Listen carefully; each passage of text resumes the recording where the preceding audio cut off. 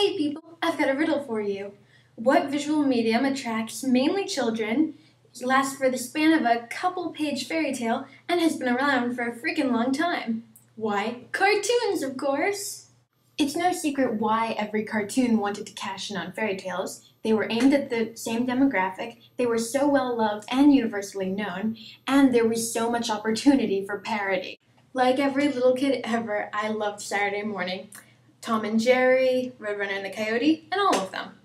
And now that I am in my Mr. Owl t-shirt, I say I'm ready. Let's watch some Red Riding Hood cartoons.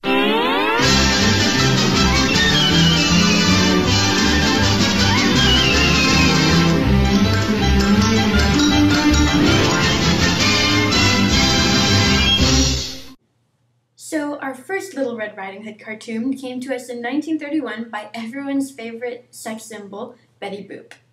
Now, I'll admit that I don't know too much about Betty Boop, but I think I've got the general idea. She was the first female cartoon character to actually be a fully defined woman. While Minnie Mouse got eyelashes, a bow, and a female voice, Betty got the whole shebang. Cleavage, garter, hips, short dresses, and all. But she's also supposed to be very innocent, and the creators want her to have a girlish quality to her. Like Betty Boop can do. The thing about Betty Boop is that she ended up drawing way more adult audiences than she ever did children's audiences. So her adapting Little Red Riding Hood, this could go a number of different ways. Let's see. Come here. I think she's like a pansy, a pansy, a pansy. I think she's like a pansy.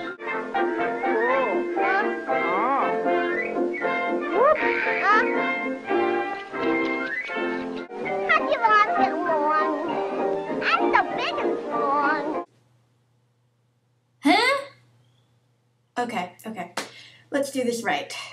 So we start with Betty packing some food to bring to her grandma. Grandma. Oh no. No. Girlish quality doesn't even begin to cover it. Betty Boop is the curvy equivalent of Angelica from the Rugrats. So this dog wants to come with her. May I go along with you? My mother wouldn't want you to. But her opinion really doesn't matter because the trees are worried about the wolf in the forest. So they send the dog in anyway. Oh! They partake in about half a minute of walking, which is a long time by cartoon standards.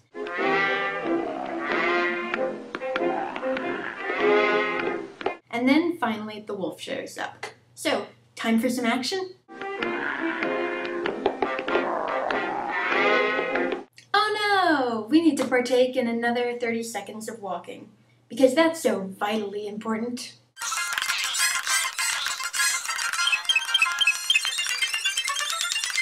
I mean, seriously, about a third of this, maybe 2 of the 6 minutes of this video is just Betty and this dog thing and the wolf just walking. And maybe that's what cranked their engines back in 1931, but to me it's just boring. Okay, finally the walking stops and the wolf offers her some flower seeds to distract her and then sings a song about getting to eat her. Oh yeah, did I mention this is all in song? Break the news to Granny. I lead you for baloney. Tell her not to wait for you.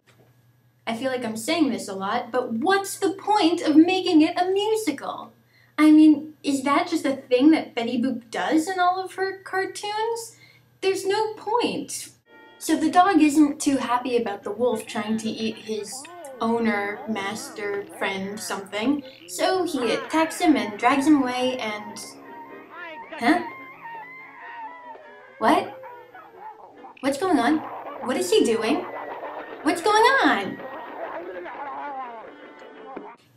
What did that dog do to that wolf? Is he dead? Did he rape him? Did we just lose our bad guy? What just happened?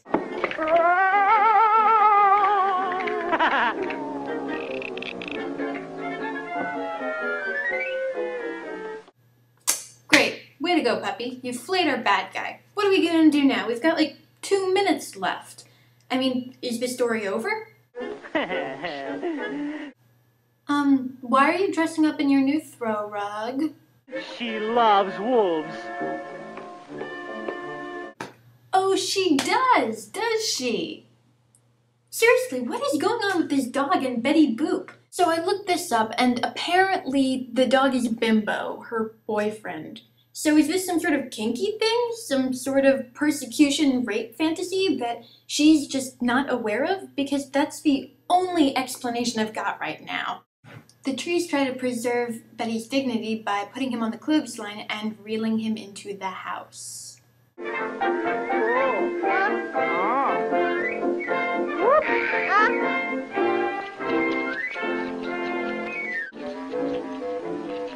Grandma's gone to the fireman's ball.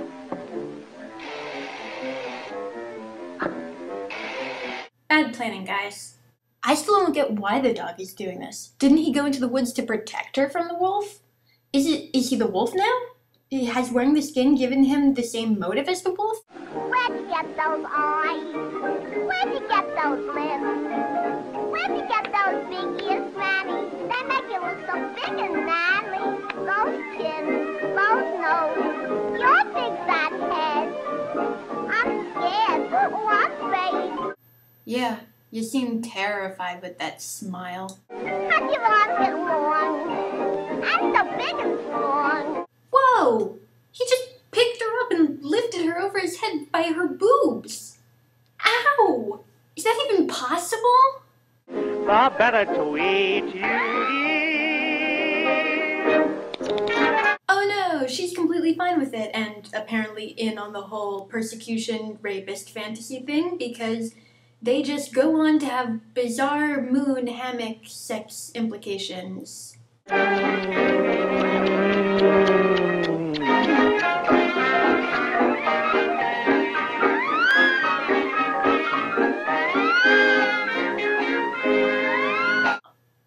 Honestly, I don't know how I should feel after watching this. I mean, it's Betty Boop, so I should feel charmed or something, but really I just kind of feel like I want to take a shower. A lot. I'll be right back. I can see clearly now, the rain is gone. Okay, I'm back, and I can do this. Let's see how another classic icon deals with Little Red. Bugs Bunny! Save me from Betty Boop, Bugs Bunny! The 5 o'clock whistle's done a blink. The whistle won't blow, and what do you think? My papa's still in the factory, 'cause he don't know what time it happens to be. Wow. 2 seconds in and I already can't wait for her to get eaten. Isn't there a rabbit in here somewhere? There he is, and he's on the menu. Da-da-da. What you got in the basket, gorgeous? I got a little bunny rabbit which I'm taking to my grandma's. Of course there's a wolf to steer her off course and then go to dress up like the granny.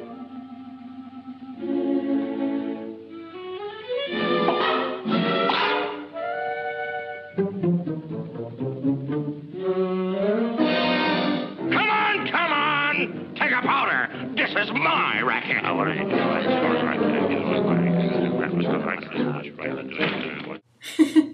Okay, that's a particularly brilliant piece of parody because it's true. Wolves are pretty much littered throughout fairy tales. Hey, Grandma! I brought a little bunny rabbit for you to have! Rabbit? Yep. So in this version, the wolf isn't after Red, but Bugs. Grandma, what big eyes you got! Yeah, I know. All right. Big eyes. Yeah, I know. Goodbye.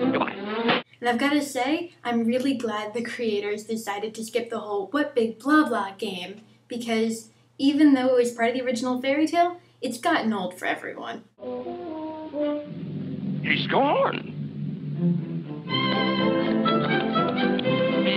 Did you look in this side, Doc? He ain't here either. And now it's time for the slapstick that makes Bugs Bunny cartoons, as well as most other cartoons, so famous. There he goes. Quick, after him. He went that way. Quick, go get him.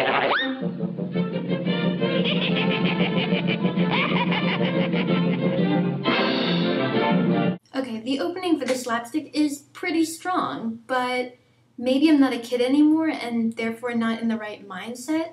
But after this point, the slapstick just starts to go downhill. I get that this is supposed to take place in a cottage in the woods, but the space feels so cramped, which isn't a good thing during slapstick. But the worst issue that could happen with slapstick is repetition. The next couple of minutes is this wolf just falling for basically the same trick. And sure, Bugs Bunny is kind of known for his trick of, over there, the rabbit is over there.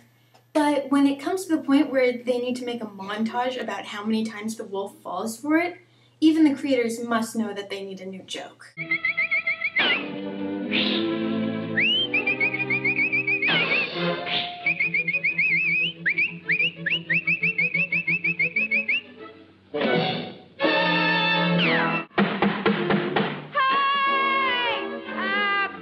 What big ears you got? Get out!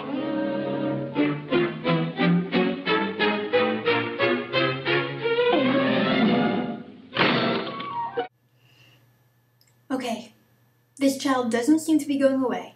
So either the creators recognize her as annoying as fuck, or the big payoff is going to be her finishing this rant that we all can't stand anymore. So the wolf actually corners Bugs, which leads to basically what a child does in the car to annoy his parents. And that actually leads to a pretty funny moment.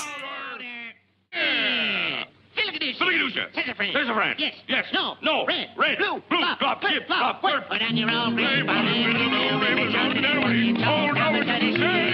To the fields of clover we ride back. Hey, what sharp teeth you got, Grandma? Damn it, Red, stay out of these funny moments. Put on your old gray bonnet with a blue. I'm sorry, Wolfie. You're the most sympathetic character in this entire skit, and Red just ruined your funniest moment. Then comes the obligatory and easily predictable slapstick just to get the wolf into a compromising position.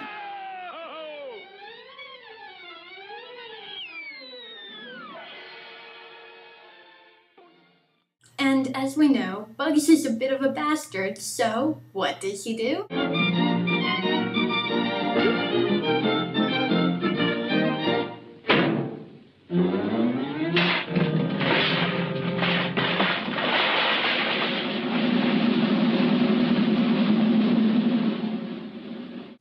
I'm not quite sure why the wolf doesn't just drop the stuff, but then we can't partake in torture. Just as he's about to have the last straw. Grandma! Hey, Grandma! I'll do it. But I'll probably hate myself in the morning. No, you won't, Bugs. Do it! Do it! Kill the bitch with pride.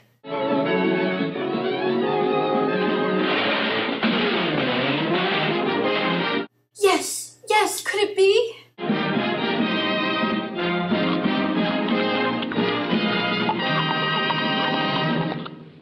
Woohoo! Whew. Thank God. Everyone's least favorite part of the fairy tale is the back and forth dialogue between Red and the wolf. It just drags along and halts the story. Everyone knows that, and the creators did too. So, the parody is that the characters get just as frustrated as the readers. Sure, the chase scenes were a bit weak, and the slapstick was a tad overused and predictable, but damn, the payoff was worth it. Now, this next one came out in 1941, and doesn't have any big iconic characters like Betty Boop or Bugs Bunny. But don't take that to mean it's obscure and that nobody's heard of it, because it was recently voted number 7th of the greatest cartoons of all time. Ladies and gentlemen, Red Hot Riding Hood. It starts like the original fairy tale, but that lasts for about 10 seconds until the characters get pissed off and demand something new. Oh, stop it! Waiting in the woods with a mean old wolf ready to pounce on poor Red Riding Hood. I'm fed up with that sissy stuff. It's the same old story over and over. If you can't do this thing a new way, bud, I quit. Okay, all right. We'll do the story a new way. So we get this title card, just in case we didn't figure it out from the introduction, something new has been added. The new scene is set in New York, and the wolf is characterized as a skirt chaser, which is actually fitting to the character. The grandmother is some sort of sex-starved man chaser, which is just plain creepy. And Red is now a foxy performer at a strip club. Think I'm reading into it? No, it's overtly stated. And now it's time to talk about censorship. This cartoon has undergone a lot of it. And I'll let you guess what was censored, and whether or not this is the uncensored version.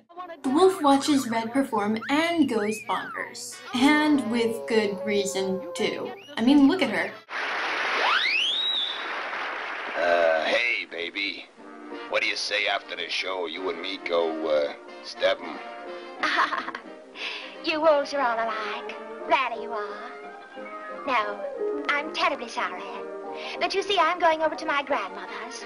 Of course, after the show, he follows her. To Grandma's house. Hurry! Hey, follow that tail. Yes, sir.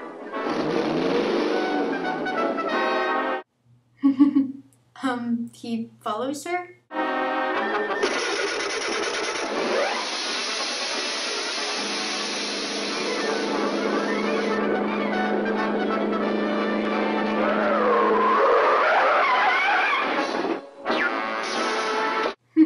There we go. Anyway, the wolf goes up to the apartment, and instead of preying on the granny, something a little bit different happens.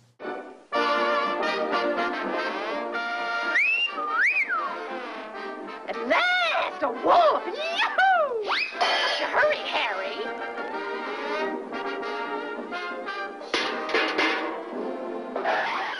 The resulting slapstick was hilarious. While in the Bugs cartoon, the slapstick is basically the same joke over and over, this one is different. It adds a lot of variety and a lot of movement.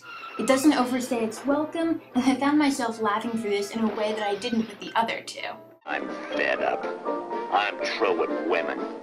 Why, I'll kill myself before I'll even look at another babe. And yet for some reason he's back at the strip club. I don't know, maybe he's just subconsciously suicidal?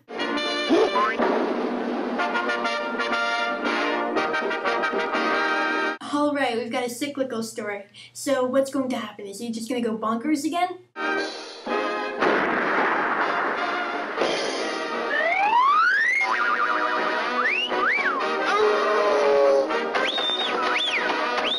Shit!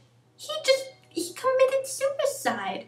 Sure, the cartoon distracts from that by having the ghost come up and go bonkers over Red, but still, most cartoon deaths are funny because they use pianos and gravity and fire and stuff like that. He used actual guns. All you needed are bullet holes and a pool of blood to appear underneath him, and you've got a childhood trauma on your hands.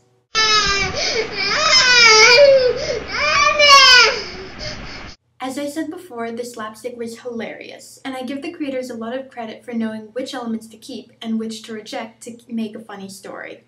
As for censorship, believe it or not, I'm showing you the censored version.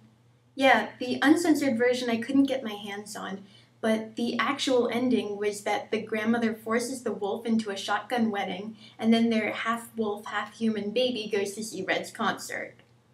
I guess it was censored because of the whole bestiality thing, but they didn't seem to have a problem with it in Betty Boop a couple of years ago. To be honest, I'm a big fan of this censored ending because I like cyclical plots, especially when they use it for parody and humor's sake. And that is all of the Red cartoons. What? You really want me to do the Silly Symphony's Big Bad Wolf? Okay, fine. Okay, time for a history lesson.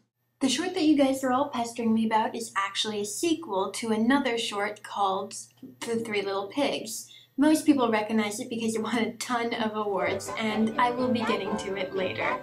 Big Bad Wolf, who's afraid of the Big Bad Wolf? The sequel with Little Red Riding Hood was okay. I mean, it followed the plot all right. I guess the biggest problem that it had was that it's just kind of there. I mean, the other cartoons that we looked at, each of them got a reaction out of me, and this one pretty much didn't. Sure, there were a couple of moments, like the wolf dressing in drag.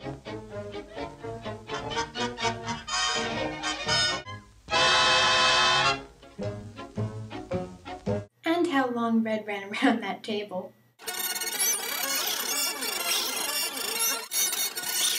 Oh my god, Wolf, my dog isn't fooled by that.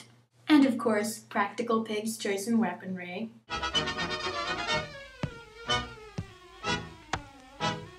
Gee, which do you think will be his weapon of choice? The axe, the metal trap, or the popcorn?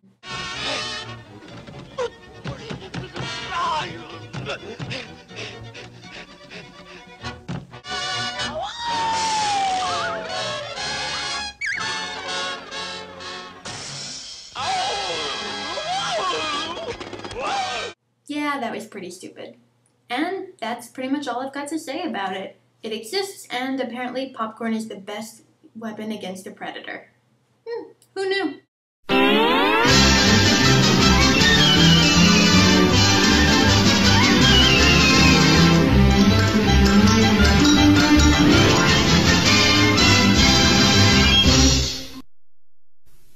Okay guys, so next week I plan on doing something really cool and everyone knows it, and... Hi. Hey? I'm kind of in the middle of a review, so... I'm the wolf. I'm going to eat you. Okay, you don't look like a wolf. The narrators were trying something different. Okay. Why? Budget cuts. Oh. Well, I know what to do in this situation.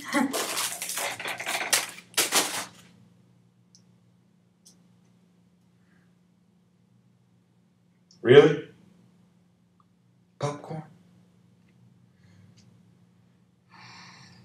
Please don't wave me around by my boobs.